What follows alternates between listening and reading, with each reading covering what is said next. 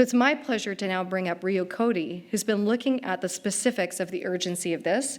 He is a researcher, policy researcher at the Institute for Global Environmental Strategies, and this 1.5-degree lifestyles report looks at the targets and actions for reducing lifestyle carbon footprints. It was just released in February of this year, and it's also with Aalto University, D-Mat, SITRA, and the KR Foundation. Ryu, come on up. So.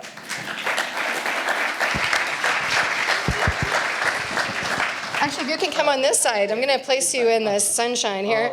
Right. Great, so I'll give you this. Right, so of course you define lifestyle carbon footprints in the way that I just spoke about, which is that they directly emit, it's both the greenhouse gas emissions from directly emitted and indirectly induced household consumption.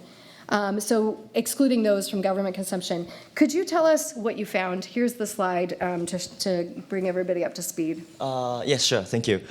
So what we've proposing here is the per capita per year footprint target, long-term and mid-term. And what we're saying here is a 3-to-1 toned approach, roughly speaking. So the average of the consumer's footprint as of now, it's 4.5 to 5 tons globally, but it should be reduced to 3 tons by 2030. By 2050, 2040, it's going to be 2 tons and then 1 ton by 2050. And if you consider like 1.5 degrees target without relying on negative emission technology like CCS, which is quite dangerous, we'd say, because of the probability issue, we need to reduce a bit further more, 2.5, 1.4, 0.7 tons. So that's huge. Yes, huge. Actually, it was depressing for us, all of the research team. Oh my God, we found out this. It's great, but how we do it? How are we going to do this? Yeah. So, and you looked actually at Brazil, Finland, China, India, and Japan. What are the scales of reductions for each country? Yes, so these case study countries, you can see the footprint here as a bar chart. Our Finnish colleague, our colleague from Finland, they have 10.4, and Japanese has 7.6, and China, Brazil, India 4.2, roughly speaking 3 ton and 2 ton.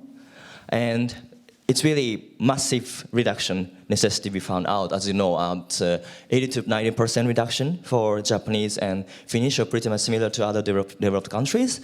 But another striking thing for us is that even developing countries, they exceed 2050 target or even 2030 target. So we need to start thinking about how we can bring everyone in this globe to this lighter living or the living within a planetary boundary. Yeah, and of course it's across these different sectors because you looked at sorry, yes, did you want to say something else around that? No, sure. Yeah, so we were basically looking across the big sectors, nutrition, housing, mobility, consumer goods, leisure, and services. And when we looked at food, so here is a typical meal in Finland for a bigger dinner party.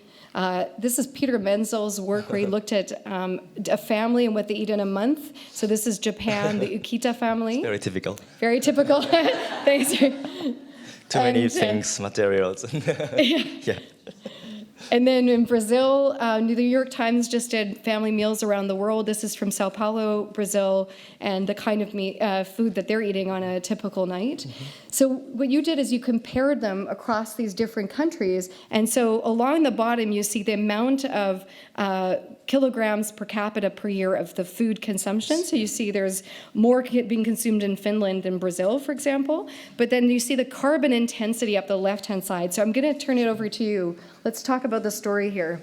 Oh, yes. So it's been really interesting to compare our case countries. As you can see from here, in Finland, most of the emissions hotspot is from meat and dairy product. And it's been like, they have been also saying that we need to reduce cheese consumption or, this dairy consumption because it's quite high carbon, in addition to meat consumption. Yeah. But that story was not exactly same for Japan. For example, dairy consumption in Japan, this lighter blue bar is quite small. So maybe in case of Japan, it's not the main part, but of course the red one, meat, has quite high carbon intensity, like over 8 to 9 kilogram of CO2 per kilogram food. But in Japan, maybe rice consumption or fish consumption, these are also a little bit of concern. So we need to also think about how to make these rice consumption sustainable as well.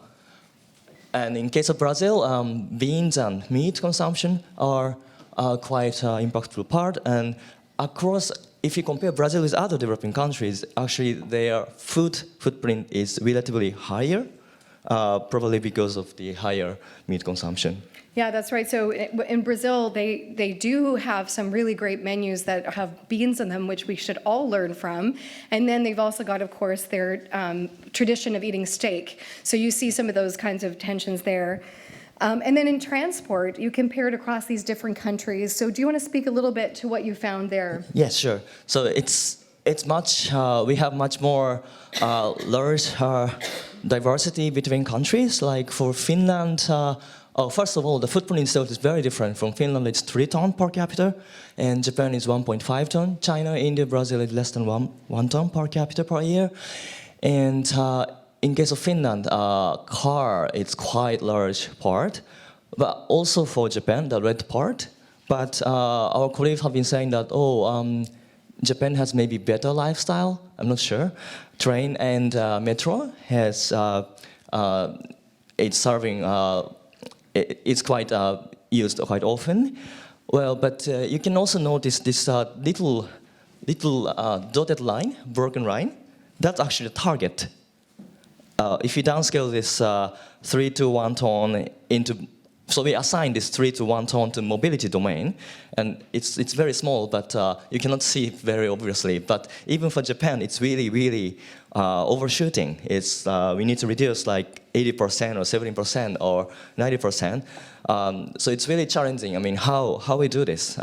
It's not just about intensity, like providing low carbon options, but maybe we should also think about how we address this amount of mobility, like maybe telework or other way of living. Like we don't move around so much, but maybe we can live sustainably with high well-being. Well, that's a great point, Ryu, because I think with lighter living, we often focus on the technology. So how do we still use a car, but use an efficient car? It might be a hybrid one. Mm-hmm. But I think what was really interesting to me and what I think was interesting about the report is it looked at 3 major solutions. What you're just speaking to, why are we moving? What are we eating? How often are we eating? How are we living? What kind of electricity are you using? And actually looking at amount reductions in that. Then you have those efficiency gains, smaller consumption, but same consumption, but smaller carbon intensity. So this would be the hybrid car, or perhaps moving from more meat-based to a plant-based diet. And then you can also have these modal shifts. So you can actually shift towards a bus, say if you're driving a car. So they've also been called avoid, shift, and improve. So you might want to avoid, as you're saying, some of these lengthy trips. We could shift to a cleaner mode or improve the fuel consumption, for example, of a car. And then you kind of did a big calculation of all of the low carbon lifestyle options for Japan. Yes, actually we did it for Japan and Finland. So what we did is like reviewing different literature and then identifying what kind of lifestyle changes it's possible to make a lifestyle low carbon. And what we found out is that, it's been also said in another literature that the kind of low carbon options which is being used in Japanese education or even government awareness raising, it's talking about very little thing, like turning off the light. That's also important, of course, or maybe like giving more space to your refrigerator and between the wall, or eco driving. That's like not do like rapid acceleration. But before that, let's think about that. How many refrigerators do you have at home? Or do you need to really use car before talking about eco driving? So what we did is that we try to focus on systemic changes, which is like to make a rapid reduction, even increasing that avoid or reduction approaches. So for example, in the case of Japan, for housing, before maybe, of course we should save energy, but maybe shifting the electricity to renewable electricity is really have a big impact, and we should do that quite soon. And also maybe insulation, improvement of insulation, or in case of mobility, shifting to electric vehicle, but also public transport, or maybe you can relocate your home to closer to workplace, or maybe introduce telework if your employer allows. or maybe closer weekend leisure rather than going to overseas holidays. Or in case of food, like vegetarian or vegan diet, or shifting from the red meat to white meat or fish consumption, or maybe some of us have been eating too much probably, and maybe has other issue. So reducing overeating part, that's good for your health. It's also and good also, for your health. Same whole like public transport and bicycle use. Why not, if it's healthier and low carbon, why not we do it? Absolutely. Yeah, go ahead, Drew. Yeah, just one point. I mean, I couldn't talk about that, but I'm sorry to say, but I'm almost sure that Canadians' footprint is much larger than Japanese and Finnish, I think. It is. Oh, yes, here we have Professor Bill. So I mean, we still haven't covered Canada, but hope maybe in sometime in the future, maybe we can do it for Vancouver or Canada as well. And the good point is that, I mean, we have an international team, so we can compare actually. And actually some of the low carbon is culture specific. So it's very interesting, like maybe Finnish, our colleague said that, this Japanese option is useful for Finland, so we can exchange. Exactly. And I think what you're getting at also about some people over-consuming, and there's also under-consumers. So part of what we want to do is actually look at vulnerable populations that might not have enough. And so there is both of those issues going on at the same time. And actually, Jenny Moore did do calculations for Vancouver and for many other places to find out how we can shift our approach here in terms of footprints from the ground up, really using bottom-up data, which has been instrumental for all of us to know if we're moving in the right direction. And you talked also about adoption rates, like how many people actually take it on. So, when you looked at, a 75% adoption of these different activities, you could actually get to this 1.5 degree target. Yeah, so this is like after identifying these individual options, we calculated what will be the aggregated impact on the reduction of carbon footprint, and this was again depressing actually. We listed 30 options, including vegetarian or living up your car, and assuming average Japanese, or maybe say all Japanese people, 70%, and on average. Assuming that 75% of the Japanese take these options, 30 options, all of them, then we can finally reach 1.5 degree target. It's really challenging. Yeah. So the point is that we cannot do it by just individual actions, by consumers' effort alone. So it's really about a system, including infrastructure, or maybe you cannot buy low carbon product if it's not sold in the nearest supermarket, for example, or you don't have bus services. Or bicycle lanes. So it's about a system, but also individual effort. And the point I'd like to emphasize is we shouldn't make like delay of actions by blaming other stakeholders. It's quite typical that a consumer needs to do something, or a company needs to do something, and like a dichotomy between this production and consumption. But we need to really start doing both things soon. Great. Thank you, Ryu. Oh, yes. Thank you. Thank you very much.